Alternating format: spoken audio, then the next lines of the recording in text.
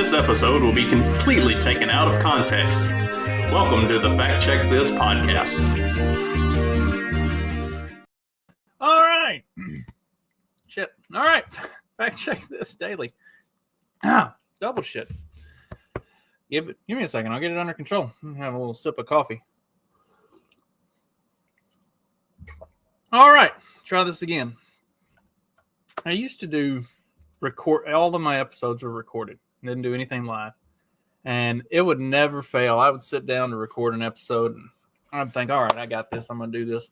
And go, all right. And then I'd choke like I just did, or I would completely stumble over the entire intro part and have to start all over again. I should have just saved all the outtakes of me trying and failing to start episodes. That probably would have made for an entertaining YouTube video, if nothing else. Entertaining for me, maybe. Don't know about everybody else. But, so,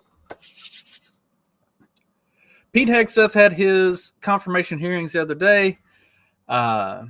Holy fucking shit. The Democrats, especially the female Democrat senators, turned it into a complete and total clown show. It was a joke. The way that they behaved, I assume that's the way that they will behave for all of the confirmation hearings. Pam Bondi was up yesterday. I didn't pay attention to any of the Pam Bondi stuff. I can't imagine there would be any reason for them to act like irate morons the way they did with Hegseth. At least Hegseth had the allegations of some questionable behavior, even though the FBI report that came out on him said that there was it was a giant nothing burger. There was literally nothing there. Should have taken all the wind out of the Democrat sails for trying to come in and get hostile with him in the confirmation hearings. But instead, doubling down on being psychopaths, they came in being hostile nonetheless. And it looks like he's probably a shoe-in for his confirmation. I don't think it's going to be a problem. And with that, what will Pete Hegseth as the Secretary of Defense look like for the next 4 years, or however long he's Secretary of Defense? I'm going to assume 4 years, but we'll see how that works out. Well, apparently, Pete Hegseth will implement the Trump Doctrine. Now, what is the Trump Doctrine, you might ask? Well, we're going to get to that. The following bullet points should be nailed to the front door of the Pentagon. The Korean War saved South Korea from communism, but was not a military victory. The Vietnam War was a lengthy, humiliating, and costly defeat. We intervened in Somalia and the Balkans for humanitarian reasons with little real success. We fought an endless and indecisive war in Iraq. We fought and lost a 20-year war in Afghanistan. We fought an ill-fated global war on terror, which reduced our influence in the Middle East. After more than 30 years of interventionism abroad, coupled with more than a decade of emphasizing diversity, equity, and inclusion policies within the armed services, the United States is less secure than Ronald Reagan left us in 1989. The leaders running the Pentagon for the past 30 years have demonstrably failed. We need a fresh start in that massive building in Arlington County, just across the Potomac River from Washington, D.C. Pete Hegseth, who President-elect Trump plans to nominate as Secretary of Defense, is just the person to implement that fresh start. During that 30-year time period since the end of the Cold War, there were two major exceptions to this record of failure. The first Gulf War in 1991, which was fought for the limited purpose of reversing Iraq's conquest of Kuwait and possible aggression towards Saudi Arabia, and the most anti-interventionist policies of the first Trump administration. The first Trump administration came the closest of any post-Cold War administration to replicate the peace through strength approach of Ronald Reagan's presidency. Ronald Reagan won the Cold War by restoring pride in our armed services after the debacle of Vietnam and the disastrous Carter administration. He implemented a needed conventional and nuclear weapons buildup to offset a decade and a half of a Soviet military buildup. He jump-started our economy to support crucial defense increases. he waged successful political economic subversive warfare against the Soviet Empire to exploit Soviet economic and political vulnerabilities, which caused the evil empire to collapse. The Reagan administration did not engage in endless wars and did not expend U.S. lives and resources in waging war for humanitarian purposes. Reagan used human rights as a cudgel to injure the Soviet Empire. Unlike Carter, Reagan did not make human rights the centerpiece of his foreign policy. Reagan and his national security team, Caspar Weinberger, George Shultz, Richard Allen, William Clark, Gene Kirkpatrick, Colin Powell, George H.W. Bush, won the Cold War without firing a shot, except for a brief and successful skirmish on the island of Grenada. Pete Hegseth will bring to the position of Secretary of Defense an infantryman's experience in the endless and futile wars of the first 2 decades of the 21st century. After graduating from Princeton University in 2003, Hegseth served as an infantry officer in the Army National Guard. He deployed overseas in Iraq, Afghanistan, and Guantanamo Bay, Cuba. He earned 2 Bronze Stars and the highly coveted Combat Infantryman's Badge. One sergeant major who served with Hegseth in Iraq described him as a leader who was very good, very smart, very articulate, open-minded, and a critical thinker, and who took everybody's input and was very eager to learn and listen. He put his troops first and was the first one through the door during important missions. An Army colonel who served with Hegseth in Afghanistan noted that Hegseth was well-educated, a lifelong learner who performed admirably in challenging situations. That experience will be invaluable in ensuring that we avoid such policy debacles in the next 4 years. And what better way to reinvigorate the troops in every service than having one of their own running the Pentagon and serving in the president's cabinet? What we know of Hegseth's public views on major international and defense issues indicates that he will be a good fit for President Trump's America First agenda. His experience in Iraq and Afghanistan has made him skeptical of neoconservatism and neoliberal plans to spread democracy throughout the world.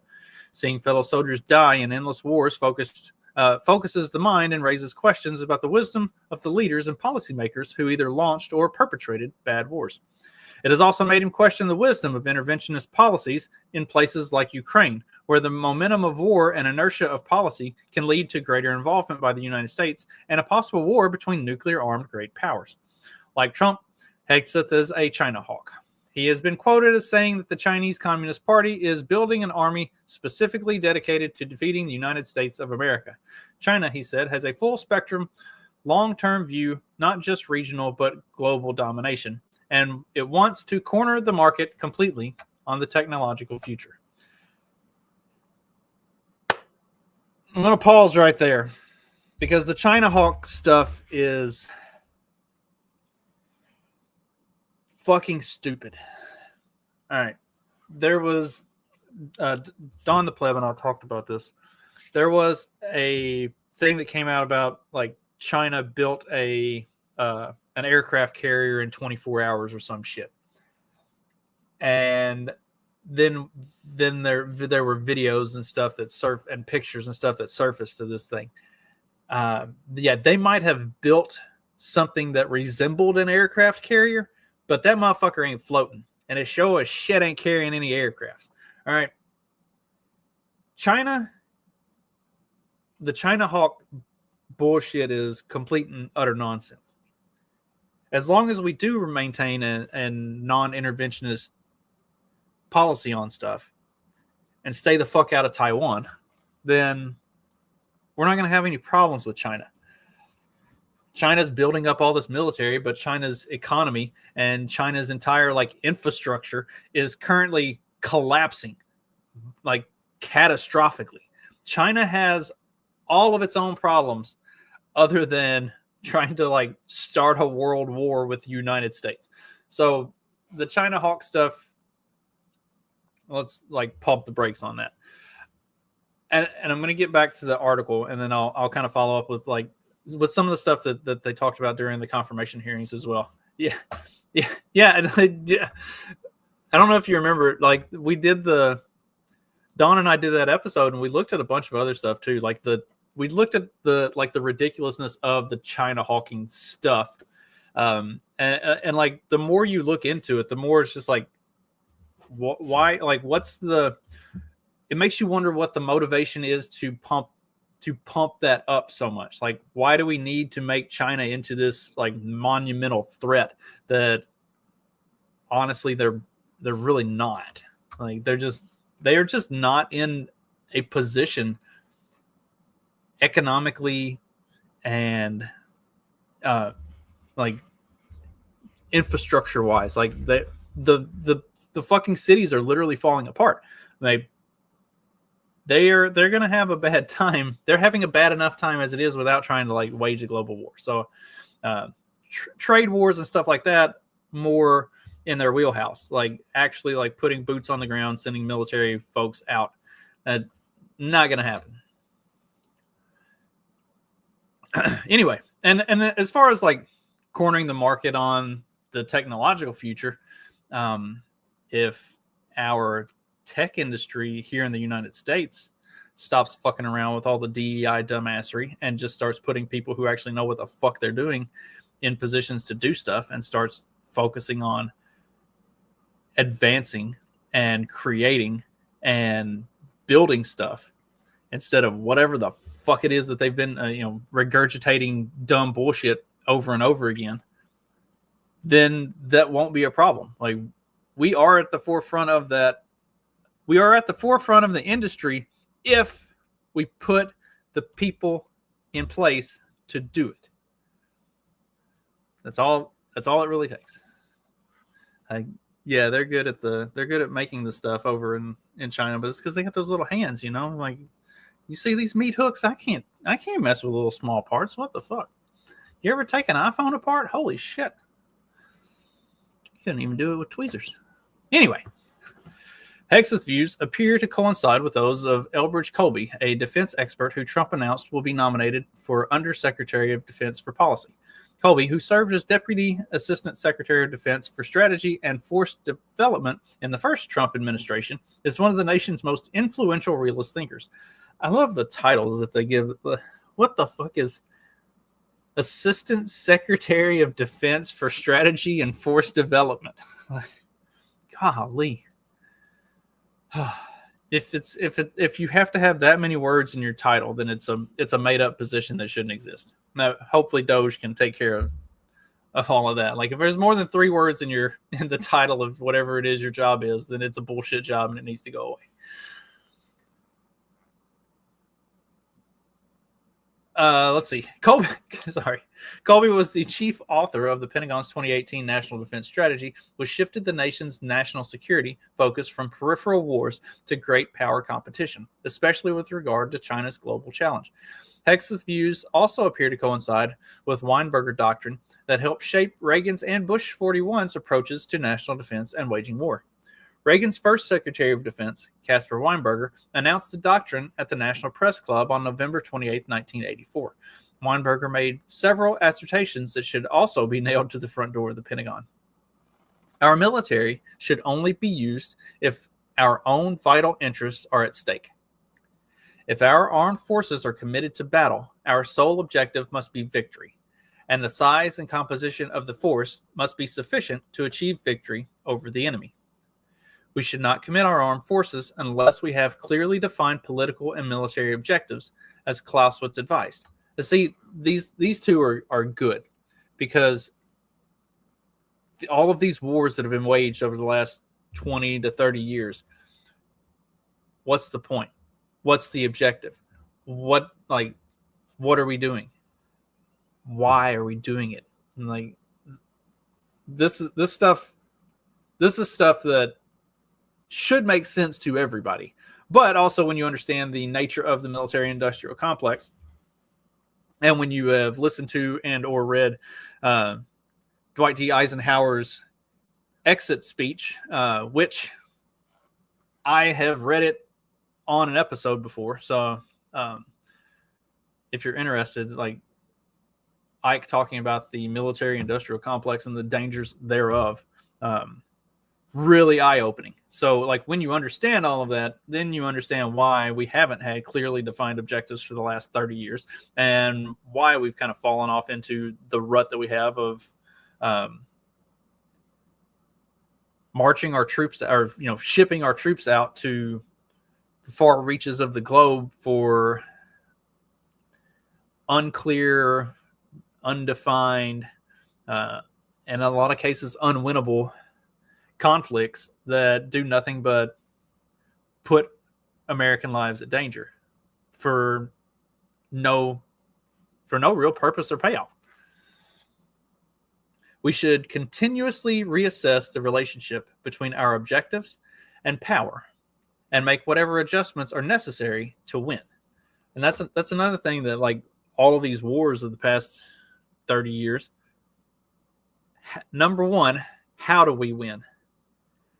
Number two, why haven't we been doing anything that looks like it's moving in the direction of winning? Like, if you go to war, you go to war to win. That's like I have been challenged to fights before, and I'm like, I'm not going to fight clean or fair. Like, if we're fighting, I'm fighting to win. I'm not fighting to have a good time.